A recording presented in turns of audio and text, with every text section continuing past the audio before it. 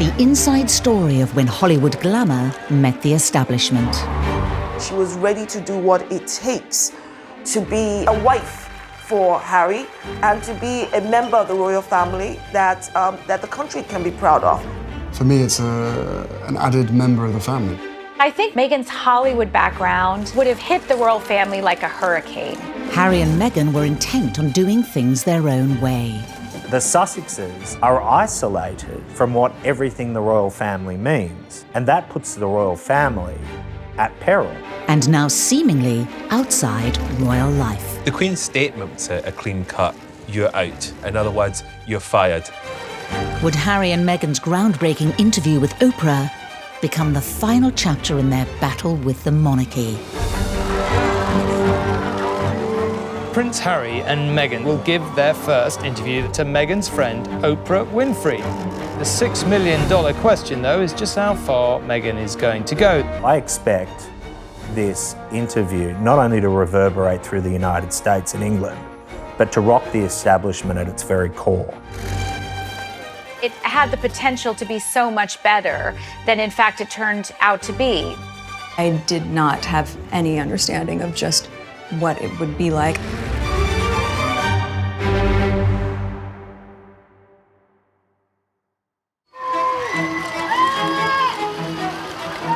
Harry and Meghan are one of the most talked about couples on the planet. They've settled into their new lives away from the royal family, having swapped the regal backdrop of Windsor for the luxurious Hollywood Hills, in a move that echoes Edward VIII's infamous abdication. Quite a lot of us thought back to the abdication crisis in the 1930s when Wallis Simpson, a twice divorced woman, fell in love with a king, and that king, Edward VIII, had to give up his throne in order to marry the woman he loved. Harry and Meghan had to divorce themselves from the royal family, just as Wallis and Edward had to divorce themselves from the monarchy in order to continue their relationship. Now, with the tell-all Oprah Winfrey interview, are Harry and Meghan distancing themselves from, and even setting themselves against, the Windsors? Strikes me that they feel that they can continue to control media coverage of them, control the way their image is portrayed. Yeah, we'd all like to do that. What will the future hold for Harry and Meghan and the monarchy? In December 2017, Meghan Markle made history as she became the first royal fiancée to spend Christmas with the Queen. Talk about a baptism of fire. Here was a rare exception being made. Kate Middleton was not invited as William's girlfriend to spend Christmas at Sandringham with the royals, but here was Meghan doing just that. The Queen is very strict when it comes to family, and so to be invited was quite a significant thing. I'm sure Meghan Markle was absolutely terrified. Although she had only met Harry the year before, Meghan was being fast-tracked into royal life.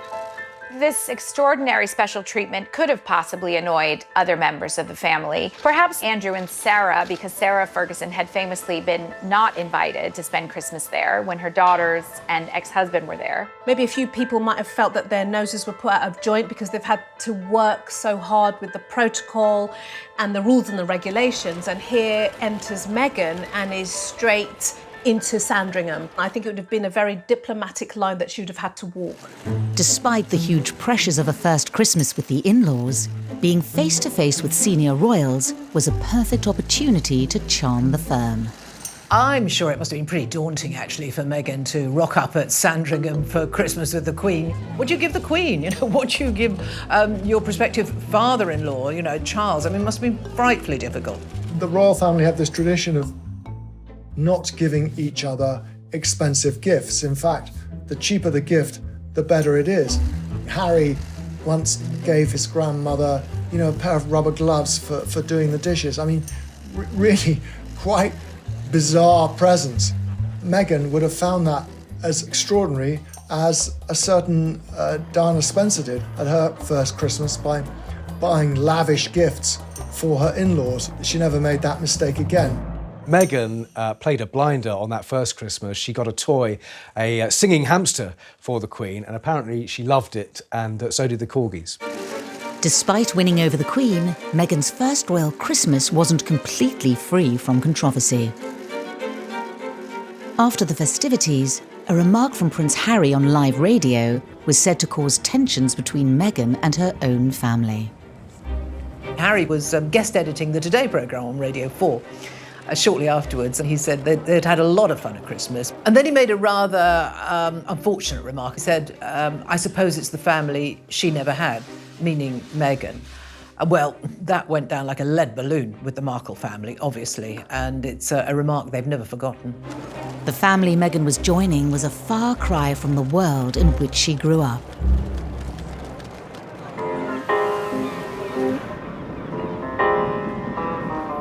It was against the golden backdrop of Hollywood that Meghan's parents, Doria Ragland and Thomas Markle, first met. Thomas went into the entertainment industry and became a lighting director.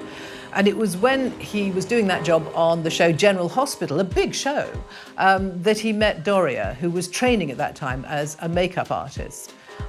She was 12 years younger than him, but they fell in love and got married, and Meghan came along a couple of years later. Thomas had been married before, and he had 2 children, much older than Meghan, from his first marriage. Thomas Jr. and Samantha, her 2 half-siblings, they weren't close to her. She was not close to them. Despite her parents divorcing when she was young, Meghan enjoyed a supportive upbringing with both Doria and Thomas. She hung around the studios where her father was the lighting director. It must have been really exciting, and she certainly got the bug. Her first big break came with Suits, when she got the plum role of Rachel that everybody fell in love with. Rachel's character was very sexy, she was savvy, she was ambitious. It's actually not dissimilar to Meghan Markle herself. Whilst Meghan was being thrust into the limelight, Prince Harry, a young officer in the British Army, was trying to escape it. And what do you think the public perception of Harry is? I don't know, it fluctuates. It depends on what the media want to write, I suppose. But they're 2 very different things, what the public think and what the media think. The British public have always had a huge amount of affection for Prince Harry, but certainly the press have had quite a love-hate relationship with him. He was seen as a bit directionless. He was seen as a bit of a party boy. He liked having a good time. Despite being labelled a party prince, as he entered his 30s, Harry proved that he still had an important role to play within his family. He created some wonderful initiatives, the Invictus Games, which was really his baby. He also worked on Heads Together, taking away some of the stigma surrounding mental health and mental health issues, being very open and honest about his own struggles, which was incredibly brave. And Harry was, at that time, arguably the most popular royal. In 2016, Meghan touched down in London. The last thing she would have expected was a blind date with the 5th in line to the throne. It's a lot easier if you have a boyfriend that understands the press and understands fame. And she definitely got that with Prince Harry. You could meet a more famous man in all the world than Prince Harry.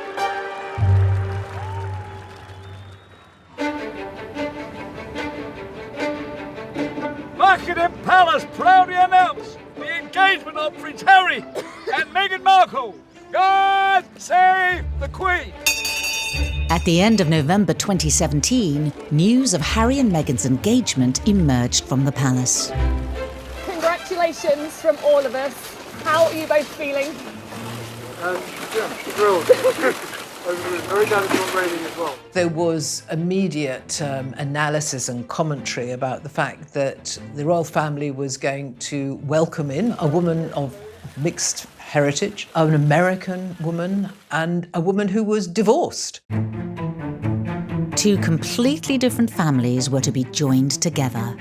But behind the scenes, tensions had already emerged. In my opinion, the engagement interview was when things really started to sour. You met each other's families, I imagine. Yes, his family's been so welcoming. And Meghan, your parents, do you think, while very happy for you, obviously. Do you Yes. think they have worried at all about the scale of what you're getting into? Well, I'm sure at the onset, both my parents and my close friends were concerned. I did not have any understanding of just what it would be like. The year before their engagement announcement, Meghan had landed in the UK to promote her latest season of Suits. Meghan and Harry were set up on a blind date by a mutual friend. They immediately clicked. Harry actually said it was like love at first sight. She was so open and he thought she was so sweet. And they just got on like a house on fire. Oh, yay! Thank you for watching. Hi there. Hi, Meghan. I'm Gerard. Hi, Gerard. Very few people knew the couple were dating, but Meghan let her mother Doria in on the secret. Any young man wants to make a very good impression, and I don't think Harry was any different. So when they met in LA in a rather luxurious mansion, he was a bag of nerves, apparently. She rather less so. She said that the meeting was a little bit surreal, actually, and I suppose it would be. Hey, Mum, here's a prince. But it went very well, and Harry has become extremely fond of Doria. She's been a close part of their lives pretty much ever since. But Harry and Meghan didn't meet with her father, Thomas. This is one of the great what-ifs of the whole saga. Why didn't Harry go to Mexico to meet him? Why didn't Meghan take him? Why didn't Harry insist before it all blew up? I mean, the whole thing was so avoidable, and I think Harry does have to take some responsibility for that. Thomas was simply not part of these early meetings. She seemed, as she got closer and closer to Harry and a royal life, to be less and less inclined to rekindle her relationship with the Markle side of her family. For a few months, Harry and Meghan were able to keep their relationship from the outside world. But eventually, their secret got out. There weren't many that knew, only a very few friends. Then suddenly it got leaked to the press that Harry had a new girlfriend. If you haven't read any of that coverage, she's Meghan Markle, a 35-year-old film and TV actress from California. The world's press knew about it, and Harry knew more than anyone things were going to change. Whilst Harry was used to intense media pressure, nothing could prepare Meghan and her family for the attention that followed. After the relationship became public, there was a huge amount of interest in Meghan. Some of it was extremely negative. There were things like that I think put a really bad taste in Harry and Meghan's mouth in terms of the underlying and even blatant racism. With the glare of the world's media now upon both the Markles and the monarchy, questions were quickly asked as to how the relationship had reached the press. When in a relationship or dating with a member of the royal family from the palace, it's not an easy thing to keep secret. Prince Harry's got his close protection and they're very discreet. But at the same time, there's other people who quite enjoy, can I say, a gossip. In the case of the leak about Meghan and Harry's relationship, which Harry was said to be incandescent and furious about, was rumored to have come from someone in Prince Andrew's camp. I have no idea if that's the case, but what I can say is that there are so many leaks in the family. There were rumors about Harry's new girl, and he was madly in love, and those got out, and I don't think Harry was quite prepared for all of that when it happened. The wave of intense media attention led Harry to take a public stand against the press. An explosive public statement from Harry was the first indication that the press were now on notice. He requested the media pause and reflect before any further damage is done. The one thing the royals are meant to do is make sure that everyone is on the same page. And the fact is that the Prince of Wales was abroad on an official tour. Charles himself was only given a matter of moments to scan his son's statement. And there was a feeling that Harry had been thoughtless and that he should have consulted his father, he should have consulted his brother more, and there could have been a more measured response. With Harry and Meghan's relationship now public, they focused on an important meeting behind palace walls.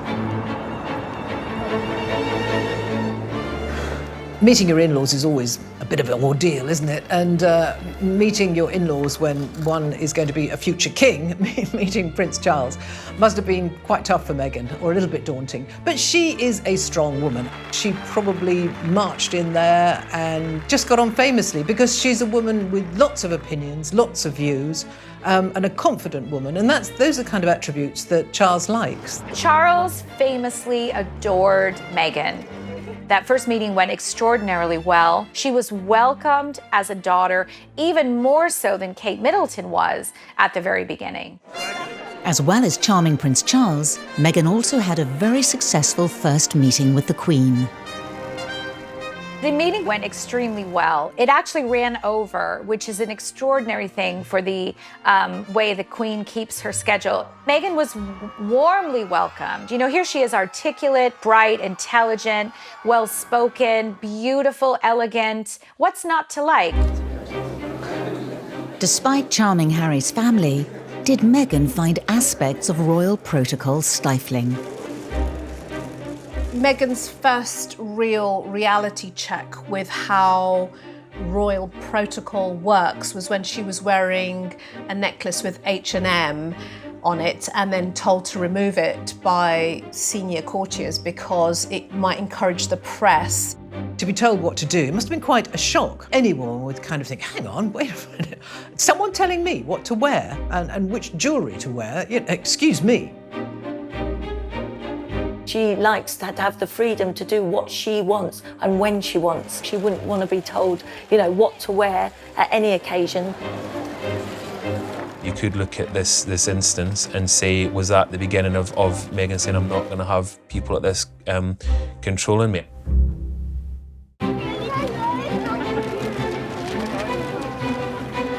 Despite a whirlwind introduction to royal life, Meghan stood firm. And as the final preparations for the royal wedding were put in place, Meghan's mother Doria was introduced to the establishment's key players.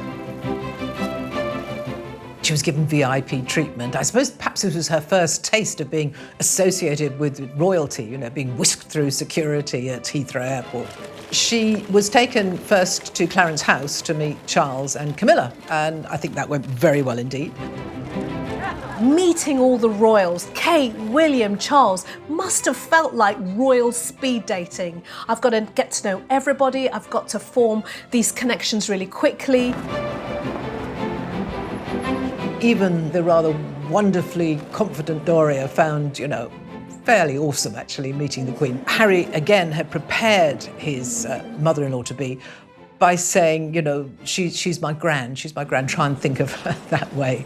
Though I don't think many people think about the Queen that way. While Doria was winning over the Windsors, another member of the Markle family was conspicuous in their absence. It had been planned that Thomas Markle would have flown over and that he was going to walk Meghan down the aisle as father of the bride. However, it came to light that Thomas Markle had worked with a paparazzi photographer to stage photographs of him ahead of the wedding. He was living in Mexico, surrounded by paparazzi. He tried to set up this deal with a photographer in the belief that they would then go away. Well, I'm afraid that just shows his naivety. He found himself profoundly embarrassed. He thought he'd embarrassed the royal family, that he'd let down his beloved daughter, who he used to call Princess. The stress of dealing with the press and the build-up to the big day took its toll on Thomas. Just days before the wedding, he had a heart attack and had to go to hospital. He had to have stents put in. By the time he emerged, he declared that he was not able to fly because of these procedures, and he pulled out of the wedding. And this was a huge drama on the eve of a wedding. I mean, it's stressful enough marrying into the royal family, but to do it with all this scrutiny and this media frenzy and this scandal around your family, you know, the stress must have been unbearable.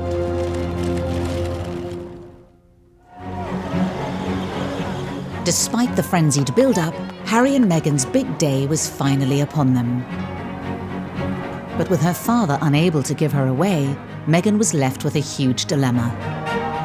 And finding a solution, she broke with tradition, leaning on Harry's father, Prince Charles. I thought it was the perfect embodiment, actually, of the modern woman, that she started out on her own, walked halfway down on her own, and then Charles joined her. It looked right. It sort of gave us an idea of what Meghan was going to be like. It sort of declaration of independence, if you like, on her part. I don't need anyone to give me away. I'm a free person. To the eyes of the world, Harry and Meghan's wedding had the flavour of a fairy tale. We saw Idris Elba and George Clooney and Oprah, walking in. It was a star-spotting day, and she looked great. The bride looked fantastic. It was a wonderful day. I think everyone just thoroughly enjoyed it, and you just felt a sense of true welcome of this young bride into the royal fold. Meghan wanted it to be right. She wanted it to be perfect. Forget the red carpets in Hollywood. This was something else. Just days after their wedding, the new Duke and Duchess of Sussex was seen at their first official engagement, a garden party at Buckingham Palace. This one actually was a little bit special because the theme was Prince Charles's 70th birthday. And that must have been extraordinary for Meghan. From the first instance, the Queen had implored upon the Windsor family to embrace Meghan. Not only because she was a person of colour and someone from an international country, but that she had this charm about her. Everything seemed so, magical, hunky-dory after the wedding. We got this wonderful new mixed heritage, modern woman as part of the royal family, such a symbol of the monarchy moving with the times. And then it all got a bit soured, a bit tarnished by Meghan's family piping up again and again. It's so good to have a role model or someone you look up to, but oftentimes when it's someone who looks like you or comes from where you come from, it's easier to connect and see it in a different way. Meghan was used to cameras and publicity, but really nothing can prepare someone for entering the most famous family in the world. And I think even she admits she was taken aback by it. As Meghan was starting her new life, her father felt he was no longer part of it. It was extraordinary that Meghan's dad did like a press tour in the days after the wedding, putting forward his side of things. It can't have been very easy for Meghan to watch her dad on television publicly disputing her side of the story or her version of events.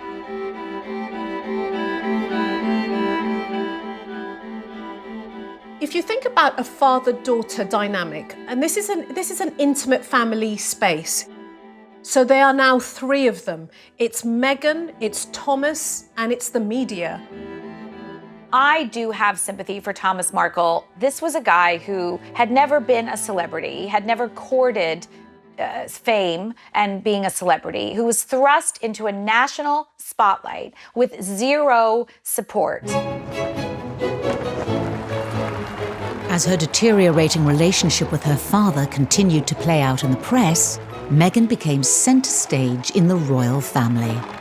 Once you're in the family firm, you are put to work, and I covered their first big tour in the autumn, which was Australia, New Zealand, Fiji and Tonga.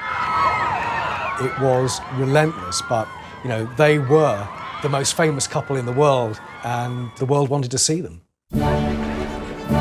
Then a surprise announcement by the couple wrong-footed the royal press pack, signalling that from now on they were determined to do things their way. The palace press officials were there going through the itinerary. And at the end of that, the British royal correspondents were called into a corner and we were told, oh, and by the way, she's pregnant. And it's like, what? It was massive news and strange timing, but I think Harry and Meghan made that announcement because who knows, in those early stages of pregnancy, she might have suddenly felt that tour was going to be a bit hardcore and she'd need time off. As Meghan and Harry prepared to start a family of their own, wider members of the Markle family began selling stories to the tabloid press. Meghan's half-siblings, Thomas Jr. and Samantha, just seemed incapable of keeping quiet at this point. Every other week, it seemed, they came out with some more very cruel criticism of their half-sister. The fact that none of them had been invited to the wedding clearly rankled hugely. You know, Meghan's answer to that was that they played very little part in her life. The couple themselves were under increasing pressure in the media. Now the £2.4 million renovations to Frogmore Cottage came to the fore. Harry and Meghan took any kind of criticism very personally, and none more so than the debate over the renovations to Frogmore Cottage. Frogmore Cottage is not a cottage. It's quite a few different buildings that they've knocked through. Spent a lot of taxpayers' money on renovating it. Harry took grave exception to this idea that they were lavishing public money on something which was unnecessary. And it did feed into the narrative, as far as he was concerned, that the press was somehow being highly critical of every motive and everything they did. Meghan's mother, Doria, could only watch on as her daughter struggled with the criticism and harsh media spotlight. There's no doubt in my mind from what we can see that Meghan has a really close relationship with her mother. Somebody who would always, have her back, speak truth to her, and, help her make the kind of choices that she needs to make. It must be difficult for any mother to see her daughter being splashed over the papers for things that she might not want to be in the papers, but ultimately you can't control the press. It's a beast of its own. But on the 6th of May 2019, Meghan and Harry were able to share some happy news. Meghan gave birth to a baby boy, Archie Harrison Mountbatten Windsor. Archie was now 7th in line to the throne after his father. Mother and baby are doing incredibly well. It's been the most amazing experience I could ever possibly imagine. Archie would be part of the bloodlines of a storied family with hundreds of years of history behind it. I think the Queen had high hopes for them being, great brand ambassadors for the royal family. Harry and Meghan made it clear they wanted it to be different kind of royals. They wanted to engage more. They clearly wanted to have close links with young people. I think the Queen seized on that with alacrity. Harry and Meghan were enormously popular, and I think everyone thought this was the cementing of the future of the monarchy. There was going to be these two young couples, William and Catherine, Harry and Meghan, taking it forward. In September 2019, the new family embarked on a tour of Southern Africa. On the surface, they seemed happier than ever. You have given us so much inspiration, so much hope, and above all, you have given us joy. Thank you. But in reality, they felt under pressure. In a revealing interview for an ITV documentary, Meghan dropped a bombshell. Yeah, well, I guess, and also thank you for asking, because not many people have asked if I'm okay, but it's a very real thing to be going through behind the scenes. Remember, at this point, she's had an absolute beating from the press on a sort of daily basis. She's had this horrible fallout with her father. She's also a new mother as well, and you can just see the sort of weight on her shoulders. Her mother would have been heartbroken that her daughter was experiencing all of this. The interview seemed to mark a sea change in the once happy relationship between Harry, Meghan, and the rest of the royal family. One of the rules of being a member of the royal family is you never complain about anything. So I think that they would have been furious. And the sad thing is, I think, she was just being honest about how she felt, but that interview probably made things about 100 times worse in terms of already frosty relations. Harry and Meghan were now fighting battles on multiple fronts. I think someone like Meghan, who's always been very outspoken, would have struggled very much with not being able to comment and put out her version of events. This is not what happens in Hollywood. Meghan couldn't do that as a member of the royal family, and that would have been maddening for her. Hello. Their ongoing battle with the media came to a head in February 2019, when excerpts of a private letter sent from Meghan to her father were published in the British press. This letter was such a watershed moment, and I think this was the point at which, this was the straw that broke the camel's back, and they announced that they were going to fight back and that they were taking legal action against associated newspapers. Meghan believes that her privacy has been invaded, that she has the copyright over those letters, and Thomas Markle believes the opposite.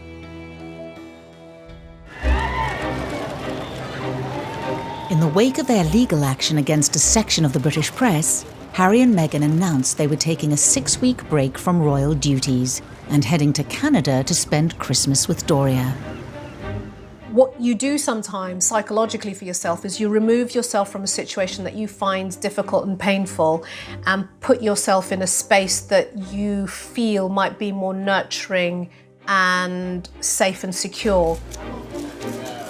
Christmas is a very, very important part in the Queen's calendar. She likes to draw her family around her. Christmas at Sandringham is quite a formal affair. So it must have been great for Harry and Meghan to have the informality of a Christmas in Canada.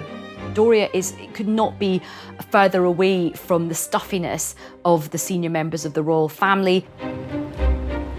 Although the festivities may have been relaxed, were decisions about the growing divide between Harry, Meghan and the monarchy being considered in Canada. I suspect that Meghan uses her mother a great deal as a source of wisdom and advice. I'd be astonished if during that time both she and Harry, no doubt, hadn't spoken about the fact that they actually wanted to step back as senior royals. They wanted an exit strategy from the royal family. Doria and Meghan are extremely close. She missed her mum and she wanted Doria to be very much part of the family unit. When Harry and Meghan returned to Britain in January 2020, they made a shock announcement. In a statement released in the last few minutes, they say they intend to step back as senior members of the royal family and work to become financially independent.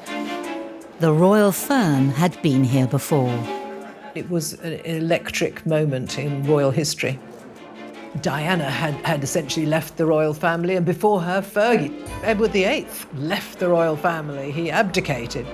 Leaving the royal family is possible, but it's messy. Initially, it was a sort of a geographical split. They would be moving to Canada. They would come to Britain to do engagements when it suited them. The tabloids dubbed their decision as Megxit, and it sent shockwaves through the royal family. Harry, I'm sure, he felt, he was freeing himself, but for his father and brother and grandmother, it probably felt like an act of vandalism against the monarchy. They would have been both furious, but equally heartbroken as well.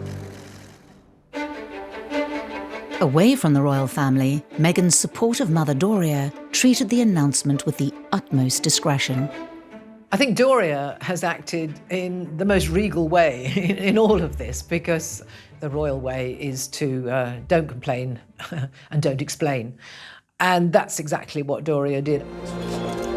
The Queen issued a statement that outlined a transition period to allow Harry and Meghan to step back from their roles as senior members of the royal family. The Queen's statement was obviously very much from her heart, but at the same time, It was very clean cut. You know, this is how it is. You're out. It's as simple as that. In January 2020, Harry, Meghan and Archie left behind their royal life and home at Frogmore Cottage for a new life abroad. For Prince Harry, it was a big decision because he's leaving his friends, his family. He felt he had to get his family out of Britain. He felt so angry and hurt about the press and about the institution of the monarchy. After a brief stay in Canada, Meghan and Harry settled in Santa Barbara in California, a familiar, glitzy surrounding for Meghan. Meghan and Harry live in Montecito, which is a very posh, fancy enclave. I happened to live there for 4 years. It's very private. We know that Oprah is a neighbor, Katy Perry and Orlando Bloom. They all live nearby. Montecito residents are very protective of their own. They won't talk about Harry and Meghan much to the press, and I should know because I've tried. She wanted to be around the place she knew. Meghan didn't know hardly anyone here in the UK, and it can be a very lonely place in the palace. She didn't want that life. She wanted to be free. They reportedly bought their 9-bed, 16-bath mansion for £11.2 million. They've seamlessly slipped into the Californian lifestyle, a million miles away from the Windsors world.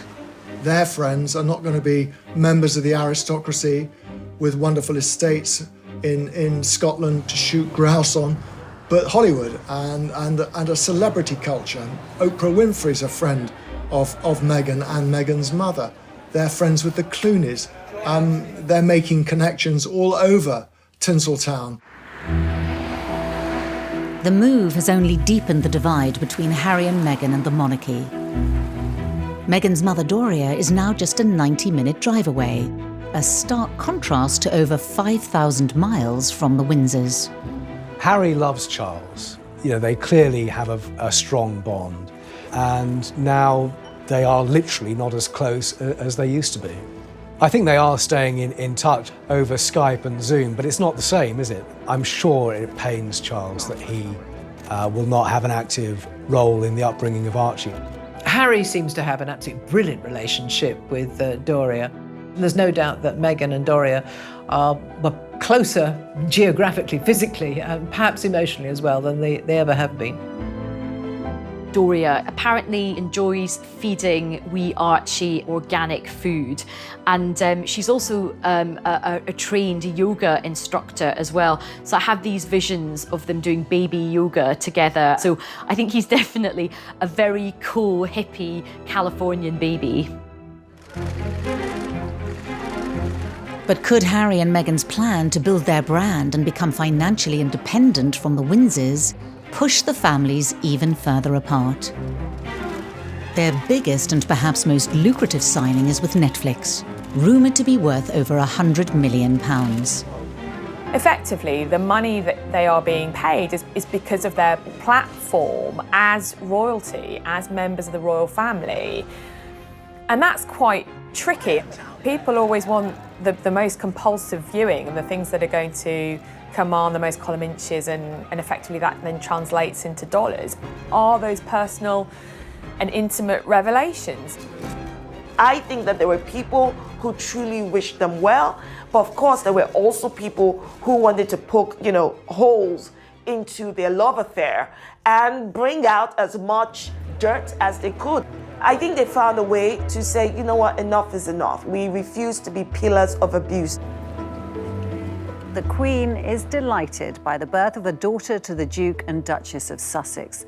Lilibet Diana Mountbatten Windsor, who'll be known as Lily, was born on Friday in California. She's been named in tribute to both her great-grandmother, the Queen, and her grandmother, Princess Diana.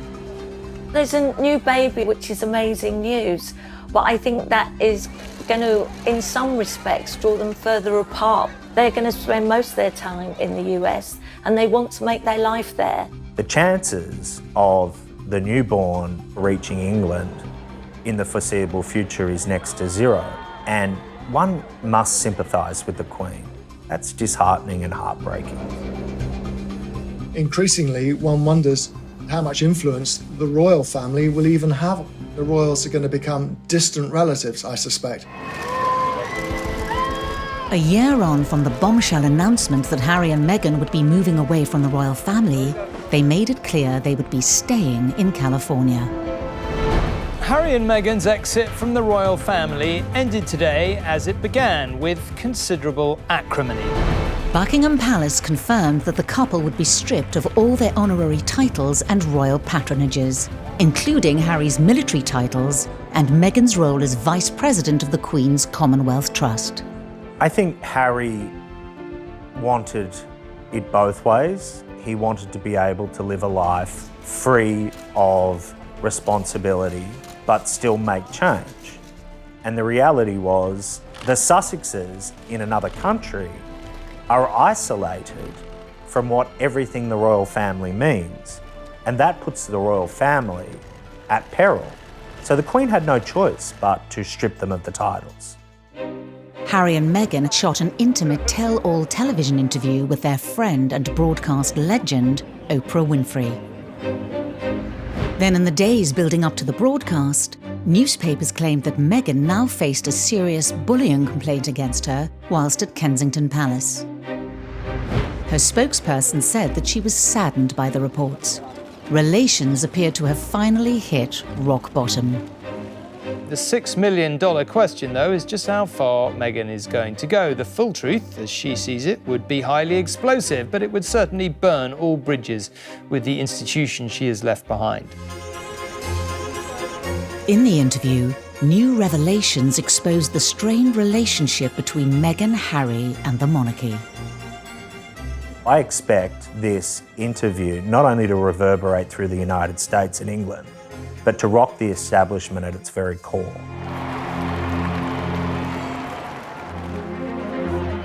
What began as a breath of fresh air cascaded into a series of family conflicts, controversies, and trouble for Harry and Meghan and the monarchy. These are family stories that are complicated, run deep. If people feel very hurt and betrayed, and they feel that this relationship is broken beyond repair, then that might be the reality. I think that in the initial stage, there was a fairy tale about this, but that fairy tale was quickly shattered. She was ready to do what it takes to be, to be a wife for Harry, and to be a member of the royal family that the country can be proud of. But I personally don't think that wanting to be a member of the family should cost you your independence or independent thought. I think it's a real lost opportunity for the royal family, that they couldn't make it work, that Meghan couldn't become an integral part of the future of the monarchy. The monarchy could be seen to be so much more inclusive, modern, moving with the times, evolving. I think it is extremely sad.